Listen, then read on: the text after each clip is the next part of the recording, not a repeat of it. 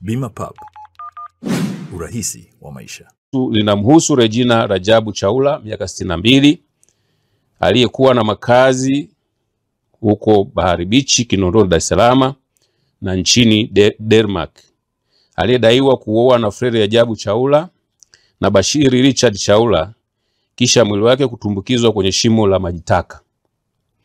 Regina, ambaye alikuwa na kesi ya madai Mahakama Kuu Division ya Ardhi dhidi ya watuhumiwa hao, aliripotiwa kupotea ghafla Disemba 13, 2024 hadi tarehe 18 mwezi wa kwanza 2025, mwili wake ulipokutwa kwenye shimo hilo la majitaka baada ya upelelezi wa jeshi la polisi kufanyika.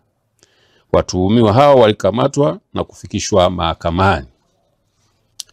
Pia tarehe 11 mwezi wa 11 2024 litokea tukio lililomhusu Bwana Deogratias Tarimo, mkazi wa Kibaha, mkoa wa Pwani, ambaye alionekana kwenye picha mjongeo au jongefu akipambana na watu waliotaka kumteka, ambao hata hivyo walishindwa kutekeleza adhima yao hiyo.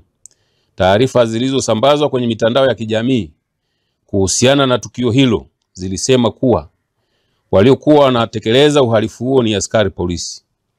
Uchunguzi ulibaini kuwa waliohusika sio askari polisi na chanzo cha tukio hilo ni wivu wa mapenzi.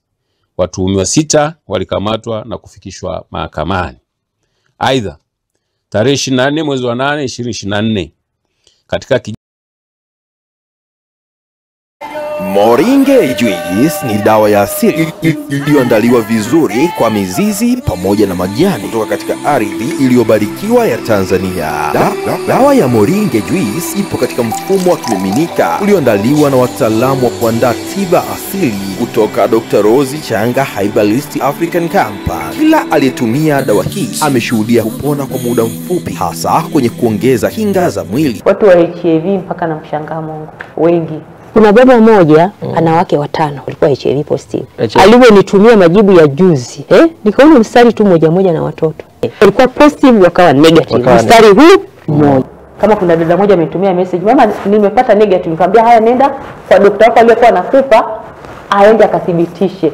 Na dawa zangu zimesajiliwa na nimefuata serikali jinsi inavyotaka. Kwa mawasiliano zaidi piga namba 0711 903 060.